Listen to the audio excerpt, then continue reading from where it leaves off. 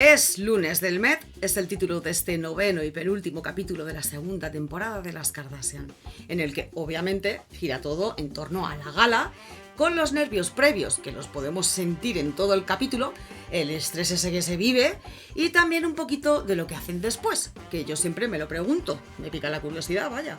Pero ya os desmonto el glamour o la fantasía porque viene a ser esto, recuperar carbohidratos, pero antes...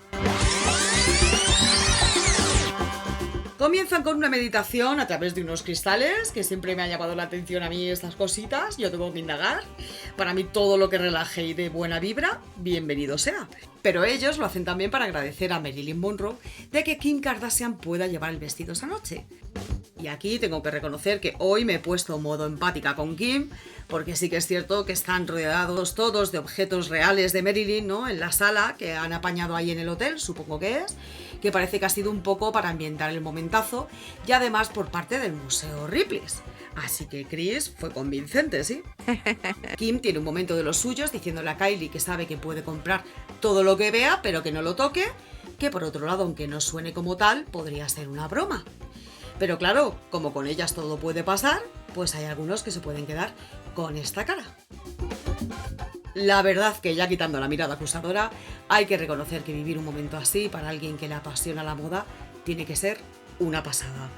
Porque en realidad, al final, la gala del Met no deja de ser benéfica y sobre el mundo de la moda. Así que la expectación que hubo porque se decía que Kim llevaría un vestido tan icónico cobra más sentido si lo ves como alguien que vive o le apasiona este arte. Ella, desde luego, que defiende mucho que nadie toque nada y que sean respetuosos y cuidadosos con los objetos que hay por toda la sala, hasta el punto de que el director le ofrece trabajo. Si ser famosa no te funciona, puedes trabajar para mí en los archivos. Kylie, pues nada, viene a decir casi lo mismo que en el anterior capítulo, que está encantada de llevar uno de los últimos diseños de su amigo Virgil y que no podría haber otro mejor para ella. Y la verdad que ahora viéndolo tranquilamente, que no es bajo el impacto este de la primera vez, ¿no? Que ves lo que son las imágenes de la gala y con tanta gente y diseños distintos, el look sí que es muy ella, yo creo, ¿eh? Y además al estilo hip hop, que es también un símbolo estadounidense. Esto también lo dice Kim, que cada una de ellas eligieron los modelos más acordes a su personalidad, y es cierto.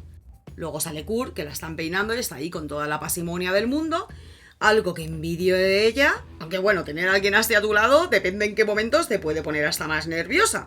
Pero es verdad que Kurt dice que simplemente va a pasarlo bien y que por qué va a estar nerviosa por ello. Y la verdad que no veo fallas en su lógica. ¿Qué es lo peor que podría pasar? ¿Que me caiga por las escaleras y que me ría? También influye mucho, yo creo, la seguridad que tiene en sí misma la mayor de las hermanas, todo lo contrario a Chloe, que está ahí, que la va a dar algo, y no me extraña. Dice que entre el corsé y los nervios, que no puede ni respirar. También continúa con el agobio de los otros dos capítulos atrás, que poco mencioné sobre esto, la verdad, porque con el añadido de que es la primera vez que va, dice que la alfombra roja la agobia, los flashes y los haters. Y está ahí que se quiere poner unas gafas para ir tapada, y Kylie, que está ahí presente, también que la está diciendo que no se las ponga, se da cuenta de que bueno, pues que tienen que ayudar un poco a su hermana a recuperar la confianza en sí misma.